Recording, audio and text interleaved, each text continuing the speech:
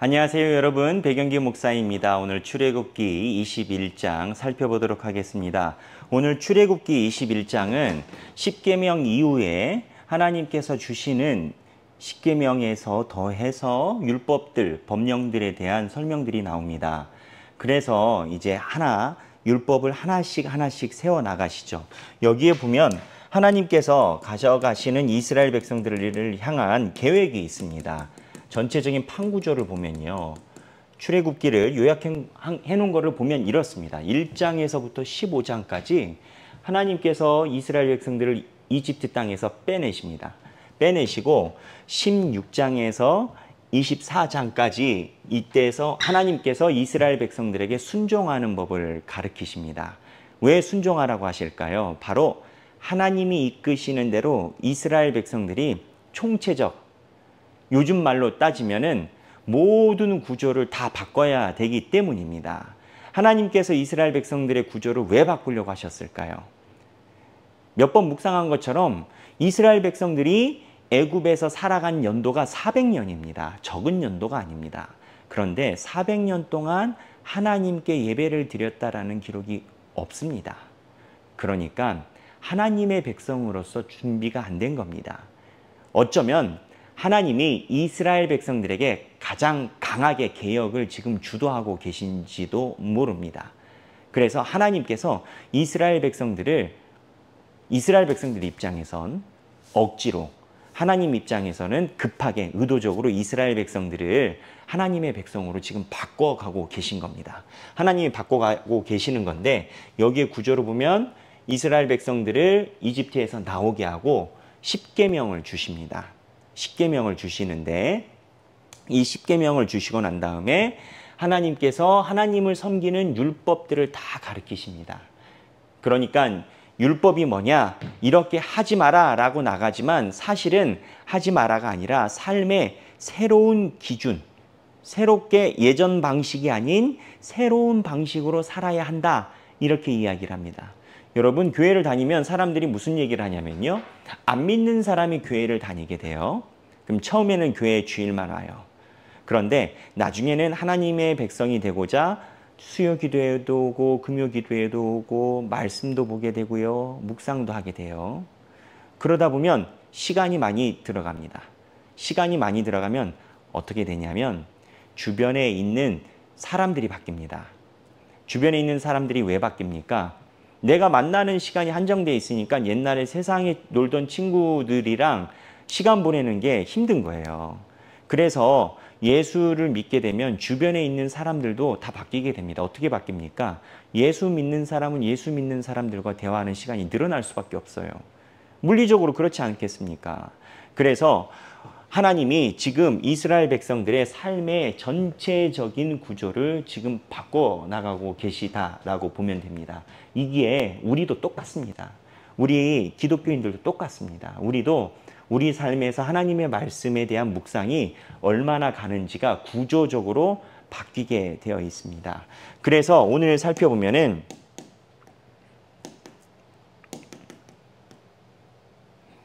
오늘 살펴보면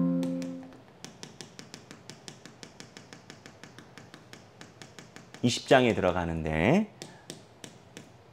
여기에 21장에 들어가는데 노예 제도가 나옵니다.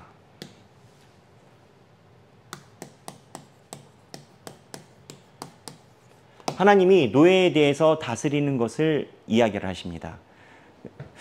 여러분, 노예를 어떻게 관리하는지 하나님이 이야기하신다? 괜찮나요? 노예는 뭡니까? 사람을 종처럼 부리는 겁니다. 그래서 성경에 노예 제도에 관련된 법이 있다라는 것 자체가 노예 제도를 인정하는 것인가? 라고 생각하는 사람들이 있습니다. 결론부터 이야기하면 그렇지 않습니다. 하나님께서는요, 우리가 가지고 있는 수준에서 갈 수 있는 최대 범위까지만 끌어가십니다. 그 이상으로 가면 사람들이 따라올 수가 없습니다.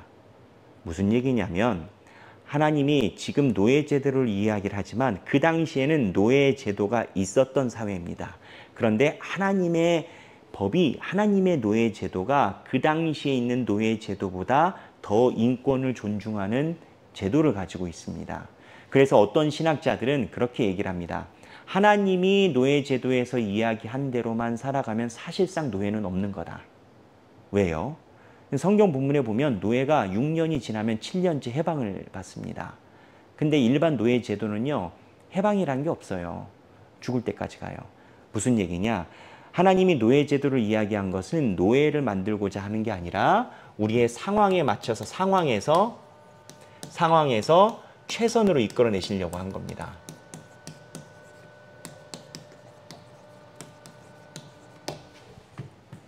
최선으로 이끌어내려고 하시는 겁니다. 그리고 더 중요한 건 이때 노예가 많지 않으십니다.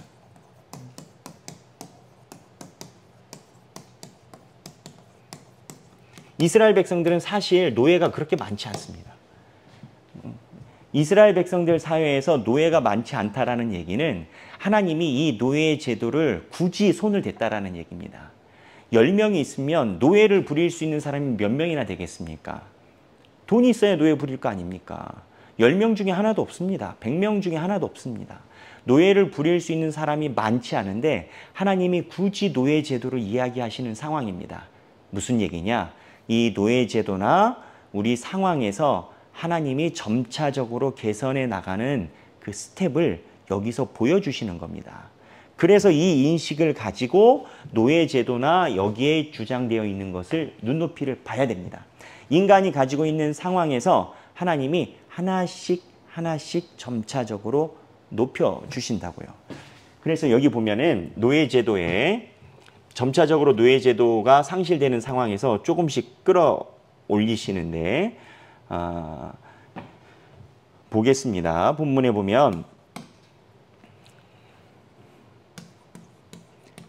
노예에 대해서 이야기를 합니다. 남자 노예, 여자 노예. 그래서 1에서부터 6절, 7에서부터 11절 이렇게 됩니다. 근데 여기 보면 히브리 사람들, 히브리 유대인들이 있고 히브리 유대인들이 가지고 있는 법이 있고 제가 말씀드렸던 것처럼 일반 법이 그 당시에도 있었습니다. 함무라비 법전이라고 함무라비 법전과 기타 아시리아 법전 여러 가지 등이 있습니다. 근데 이제 함무라비 법전이라고 얘기를 하면 그 당시 일반 법입니다. 히브리 유대인들은 7년째 해방입니다. 7년 해방입니다. 희년이라고 해서 함무라비는요. 종속입니다. 영구합니다. 그리고 여기 보면 남자 노예가 7년이 돼서 자기가 노예로 있으면서 생긴 가족에 대해서 떠나지 않으려면 남자 노예가 다시 일을 한다라고 했는데 이때부터는 노예가 노예 신분이 아니라 그때는 동역자의 신분으로 바뀝니다. 해방이 됐으니까. 결국 무슨 얘기냐? 한 신학자가 이야기한 것처럼 하나님이 말씀하신 노예 제도대로 살아가면 이 땅의 노예는 없어진다는 겁니다. 6년 되면은 7년째 해방되니까. 여자는 어땠습니까? 여자도 이 7에서 11절인데요. 잘 보십시오. 여자를 주인이 데리고 왔는데 여자는 남자처럼 이렇게 되지 않습니다. 추방 못한다. 주인은 추방 못해요. 주인은 추방 못하고 그리고 종은 나갈 수 있습니다. 여종은 나갈 수 있어요. 함무라비 법전은요. 언제든지 여자를 팔 수 있고 추방시킬 수 있습니다. 왜 추방 못하게 했나요? 그 당시에는요. 여자분들이 힘이 약하고 인권이라는 게 없었기 때문에 젊은 날 남자 주인에게 속해 있다가 나이를 들어서 추방시키면 길거리에서 정말 비참하게 살았다라고 합니다. 그러니까 거꾸로 얘기를 하면 여자 종, 여자 노예에 한해서는 노예의 권위를 지켜주고자 함부로 쫓아내지 못하겠다라는 겁니다. 그런데 여자 종이 나가려고 하면 나갈 수가 있습니다. 이거 보면은 여성에 대한 그 당시 눈높이, 그 시대의 눈높이로 보면 여성 인권을 보호해 준 겁니다. 우리가 명심해야 될 게 이게 있습니다. 지금 우리가 가지고 있는 인간의 기준으로 십계명을 보면 안 되고요. 그 당시 사람들이 느낄 수 있었던 인권의 눈높이로 법전의 온도를 느껴야 됩니다. 그 다음에 세 번째 사형에 대해서 이야기를 하고요. 사형에 대해서 12에서 17절 이야기하고요. 그 다음에 신체 피해, 신체에 대한 피해 18에서 27절 이야기하고요. 그 다음에 반려동물 규정도 28에서 32절 있습니다. 그 다음에 가축 피해에 대한 규정도 있습니다. 33에서 36. 자, 여기까지가 이제 21장에 있는 내용인데요. 여기 함무라비 법전이랑 비교를 해보면 제가 말씀드린 것에 대해서도 많이 알 수 있습니다. 사형에 대해서는요, 또 특이한 게 있습니다. 사형에 보면 고의로 한 사람은 반드시 죽임. 반드시 죽입니다. 신체 피해도요, 고의로 한 사람은 반드시 일벌백계 합니다. 여기 보면 우리가 잘 아는 성경 본문이 나와요. 23절에 그러나 다른 피해가 있으면 갚되 생명은 생명으로, 눈은 눈으로, 이는 이로, 손은 손으로, 발은 발로, 된 것은 된 것으로. 이렇게 이제 눈에는 눈, 이에는 이 이야기가 나오는데 함무라비 일반 법정에는 이런 규정이 없습니다. 그냥 보상해 주면 됩니다. 배상. 이거는 일반 법정과 또 유대인 법정이 다릅니다. 왜 다른 줄 아십니까? 이스라엘 백성들 사이에서 고의적으로나 의도를 가지고 한 범죄에 대해서는 하나님은 재발이 일어나지 않도록 일벌백계를 해버리십니다. 함무라비 법정에서는 보상 배상이기 때문에 그냥 피해 준 만큼 때로는 2배 정도만 이렇게 해주면 됩니다. 그러다 보니까 돈 있고 힘 있는 사람들은 그 돈을 낼 힘이 있으니까 쉽게 법을 어깁니다. 돈 없는 사람들은 이러나 저러나 범죄하기도 쉽지 않아요. 그런데 히브리 법정, 하나님이 말씀하시는 이 십계명 밑에 있는 이 법전에 의하면 고의로 한 행동은 가만히 두지 않습니다. 뿌리를 뽑아버립니다. 나중에는 죽여버리십니다. 하나님께서. 그러니까 이거를 보면 하나님께서 보이는 법에 대한 태도가 나옵니다. 나머지 내용도 묵상할 게 많이 있습니다만 여기 보면 반려동물 같은 경우는 기본 기준이 사람 우선이고요. 그 다음에 가축 피해는 공평하게 처리해야 되고요. 이거는 일반 법정과 똑같습니다. 사람이 우선되고 공평하게 처리되고. 여러분, 이 제도를 보면서 우리가 묵상할 수 있는 게 뭐가 있을까요? 저는 아주 선명한 게 있다라고 봅니다. 법 이면에 있는 의도가 중요하다라는 겁니다.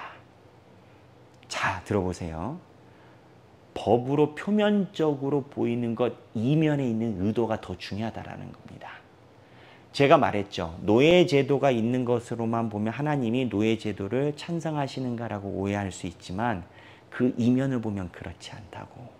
그 이면은 노예제도가 없어져 가는 길이고 그 다음에 고의적으로 한 것은 일벌백계해서 뿌리를 잘라버리고 공동체를 지켜내시고 법의 이면이 있습니다. 그런데 제가 이거를 여러분에게 생각해 보시자 하는 이유가 있습니다. 우리도 우리 삶에 보여지는 것 외에 이면이 있습니다. 내가 말하는 것에 속내가 있습니다. 물론 언제나 그렇진 않죠. 하지만 법 안에 이면이 있는 것처럼 내가 뱉는 말에 속내가 있습니다. 하나님은요, 이 부분을 이스라엘 백성들을 향해서 선하게 가져가고 계신 겁니다. 하나님이 눈에는 눈, 이에는 이라고 이야기한 게 죽이려고 하신 게 아니라 공동체를 지켜내시려고 하셨던 목적이라고 이해 듣지 않습니까? 여러분, 우리가 사람들과 대화하면서 교회를 섬기면서 공동체를 살아가면서 겉으로 보이는 것보다 우리 안에 있는 본심, 이면을 하나님이 더 잘 보고 계시다를 한 번쯤 묵상하는 저와 여러분들이 되시기를 바랍니다. 만약 우리가 이면이 하나님 앞에 선하다면 축복이 될 줄로 믿습니다. 감사합니다.